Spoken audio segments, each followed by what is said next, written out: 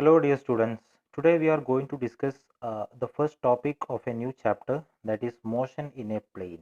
Okay, so first of all let us see what is the meaning of motion in a plane.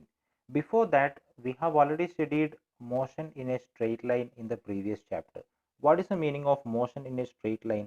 Motion in a straight line means the object is moving in a rectilinear path, or the object is moving in a straight line. Suppose the object is moving from A to B, then I can say that the object is at 5 kilometer away from point A. Suppose this is 5 kilometer away from point A, or I can say that the object is 5 kilometer away from point B, or the object is 7 kilometer away from point A. Like that I can represent, right? So I need only one value to represent the position of the object with respect to the origin in motion of an object in a straight line. Okay, I need only one value because there have only one path for the motion of the object. Okay, but in case of a motion of an object in a plane, we have to consider a two-dimensional coordinate system. Okay, two-dimensional system have to be considered. X, Y. See, X, Y is a plane now, right? It is a plane, or we can say that the table which is present in front of you is a plane. Okay, so the motion of an object anywhere in this plane is known as motion in a plane, or we'll be calling it as two-dimensional motion. Okay, this is two-dimensional motion. So two-dimensional motion is nothing but motion of an object in a plane.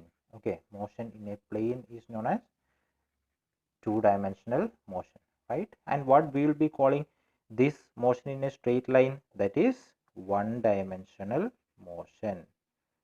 One-dimensional motion. Why we are calling it one-dimensional motion? Because we need only one quantity to represent or to define the position of the object at any time. Okay, but in the later, or in the two-dimensional motion, we need two coordinates to describe the position of the object. So the object can move anywhere in this plane or any direction in this plane. That is what is two-dimensional motion. But in case of one-dimensional motion, the object can move only in this straight line. It can be travel from A to B, or it can travel back from B to A through the same path. Okay, but in this case, the object can move anywhere in this plane, xy plane, in any of the directions. That is the difference between two-dimensional motion and one-dimensional motion. About one-dimensional motion we have studied in the previous chapter, and now we are going to focus on two-dimensional motion. So before we are going in detail about two-dimensional motion, we have to discuss about one thing, that is the difference between scalar and vector quantities.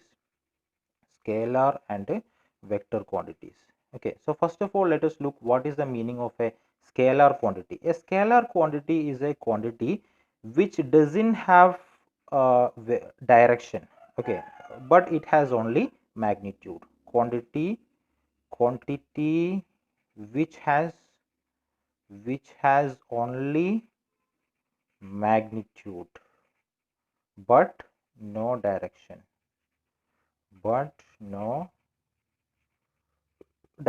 Okay, one example we can give: mass is an example. For example, if I am saying 10 kilogram of mass, I'll represent only the magnitude of the mass, right? I won't say that this 10 kilogram is acting in the north direction, this 10 kilogram is acting in the south direction. I won't represent any direction when I am saying about the mass, right?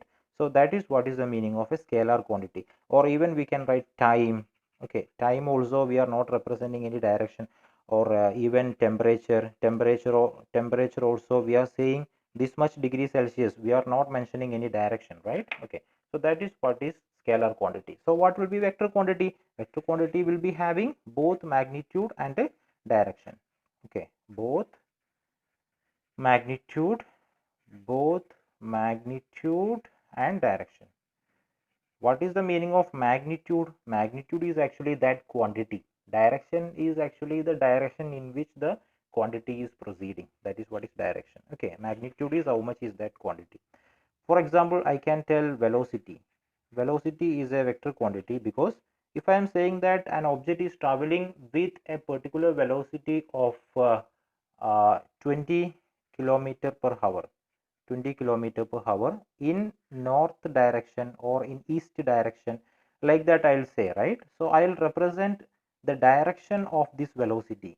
This object is moving with this much magnitude. This much magnitude means 20 kilometer per hour magnitude in towards right or towards east or towards west. I'll represent it like that, right? That is what is the meaning of a vector quantity. Vector quantity along with magnitude, we will represent in which direction this magnitude is acting. Okay, that is what is the difference between scalar quantities and vector quantities, right? So vector quantities will be changing even its direction changes. For example, suppose an object is moving in a circular path. With a velocity of 10 meter per second. Suppose with uniform velocity. Okay, it is moving with magnitude wise. It is moving with uniform velocity. But you see, if the object is moving in this circular path, it's continuously changing its direction, right? At this point, how do we can find out the direction of the motion at every point? We can draw a tangent at that point. This point, this will be the direction. This point, this will be the direction. This point, this will be the direction. This point, this is the direction. This point, this is the direction. So direction is continuously changing in each and every point, right? So direction changes, but it is moving with 10 meter per second. Then still we can say that this quantity changes, velocity changes. Okay, velocity changes. So we will say a vector quantity changing either by changing its magnitude or its direction or both. Okay, if any one of these is any one of these three are, or any one of these two means magnitude or direction changes, we can say that that vector quantity changing its value, or vector quantity is changing. Okay, we can say like that. Now we have to study about a representation of a vector. Okay, representation of a vector. How do we can represent a vector? Representation of a vector. So a vector can be represented by using a straight line with an arrow mark at one of the ends. Okay, so I can represent it like this. Now what the length of this line indicates? The length of the line indicates the magnitude of that quantity. Okay, and this arrow mark indicates the direction of that quantity, direction in which this quantity is leading. Okay, why do we are using it like this? See, if you are having one vector like this and one vector like this, suppose you are taking a scale of 1 centimeter is equal to 1 Newton, then this is 1 2 3 4, suppose this is 5 centimeter, then this is representing for 5 Newton. Okay, suppose this is only 3 centimeter, this will be only 3 Newton, right? 3 Newton. So uh, this length, you see, this is 5 Newton is there because this much length is there for this vector, and this much length is only there for this vector, which means it is a less quantity of the force. So the length of the line indicates the magnitude of that quantity, vector quantity, and the direction will be also given in this. Okay, so a vector will be giving us a correct idea about the magnitude and direction of that particular physical quantity. Okay, right, or particular vector quantity. Now we have to discuss about the difference between position vector and displacement vector. Okay, position vector and position and displacement vector. Position vector and displacement vector. Okay, right. Suppose I am considering one two-dimensional coordinate system x y. So x y is a plane, right? X y is a plane. Now what I am doing is I am considering a point, any point in this plane. Suppose I am considering this point P.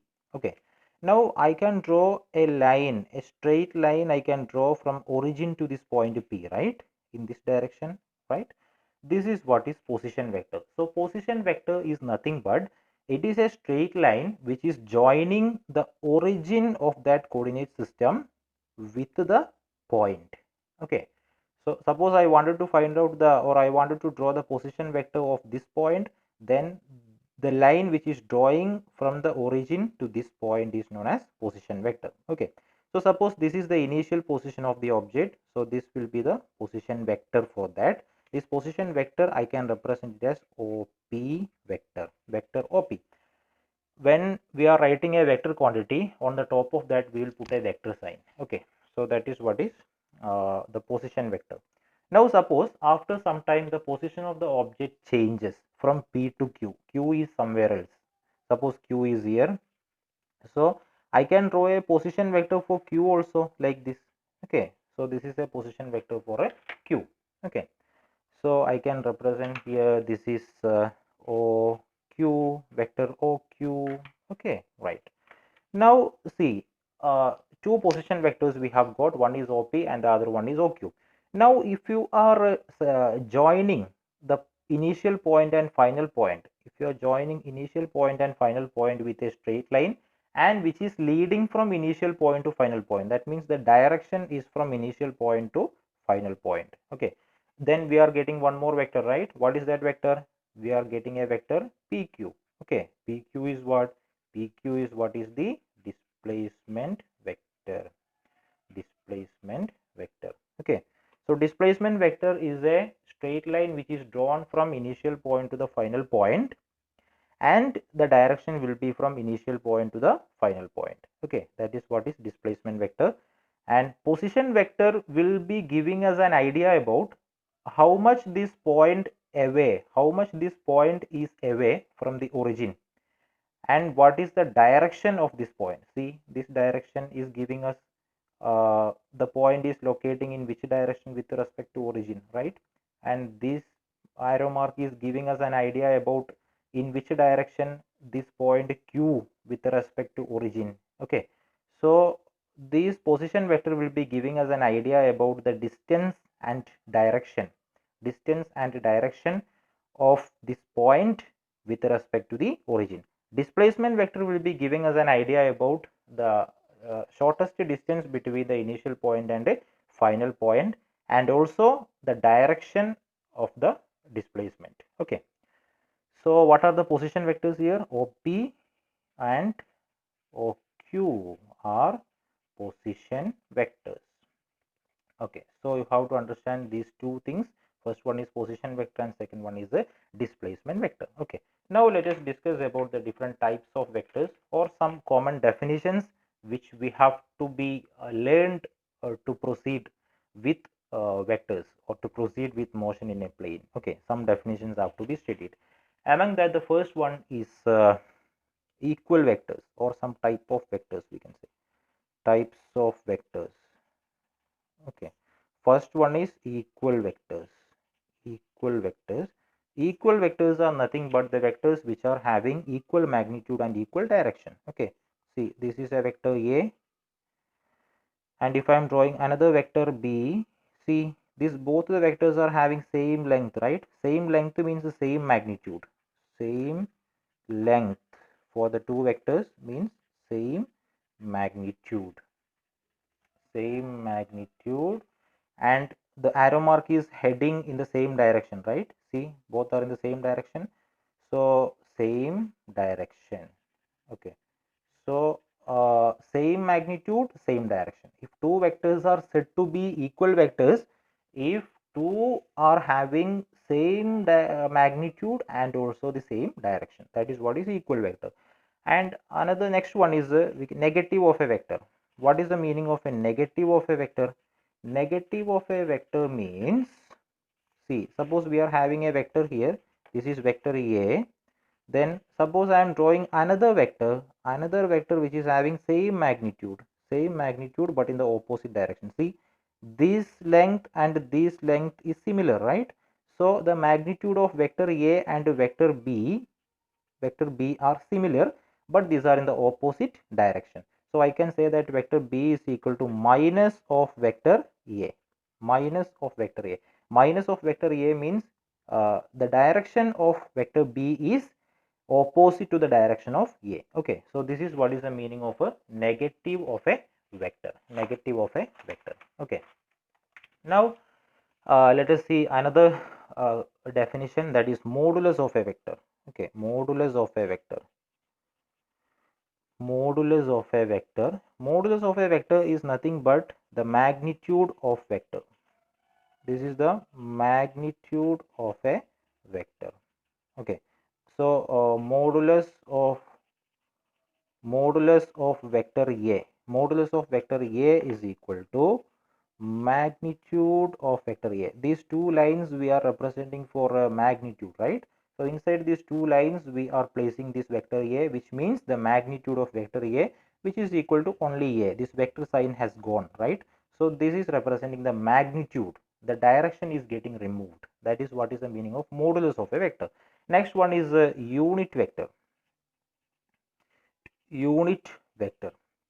Unit vector is nothing but it is a vector with unit magnitude. From the word itself we can understand unit magnitude and given direction. Okay, unit magnitude and a given direction. Vector with unit magnitude and a given direction. Suppose we are having a vector A. Suppose we are having a vector A. Then this is vector A, right? Unit vector can be represented by putting a cap over that uh, quantity. Okay, A cap. This is what is A cap means unit vector of A. Okay, unit vector of A, right? So A cap is equal to what? A cap is equal to vector A divided by modulus of vector A.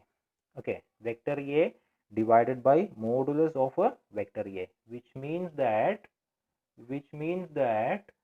uh, see, vector A means what? Vector A will include both magnitude and direction, right? Both magnitude and direction. Both magnitude and direction divided by modulus of vector A that we have already discussed here, which means only the magnitude. Only the magnitude. Okay. So if you are dividing numerator and denominator, we will get numerator there have magnitude and denominator also there have magnitude. That magnitude is same, right? So this will cancel and it will provide 1. So 1 will be the magnitude. If you are dividing vector A and modulus of vector A, the magnitude are same. So what we will be getting unity, magnitude as unity and a particular direction. The direction will be what? Direction will be the direction of a vector A. Okay. So that is why I am saying it is having unit magnitude and a given direction. Okay.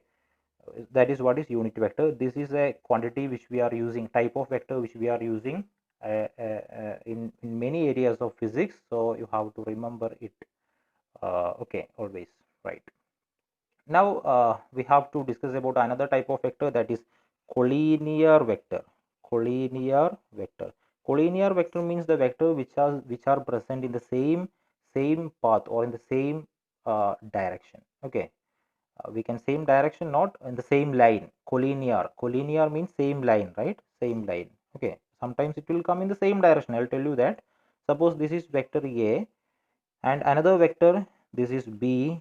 Okay, so vector A and vector B are in the same direction and that also in the same line, right? Both of the vectors are in the same line. So we can say that these two vectors are collinear. And also these two vectors we will be calling like vectors, like or a parallel vectors, like or parallel vectors, because both are present in the same direction. Now there have another case in the collinear vector, that is one is in this direction and the other one is in this direction. Vector A is in this direction and vector B is in the opposite direction. Again these both are in the same line, right? So this is also a collinear vectors, collinear vector, but these both are anti-parallel. Okay, so we will be calling this in another name, that is unlike or anti-parallel. Unlike or anti-parallel vectors. Okay, so this is what is the meaning of a collinear vector. And next one is coplanar vector. Coplanar vector, we all know from the word itself we can understand. Coplanar vector means the vector which are present in the same plane. Collinear means in the same line. Coplanar means in the same plane. Okay, like that, right? So these all are about the basics of vectors, and these all types of vectors also we are using in the upcoming definitions or in the derivations and all. So you have to keep or you have to make an idea, common idea about the types of vectors and its importance. Okay, thank you.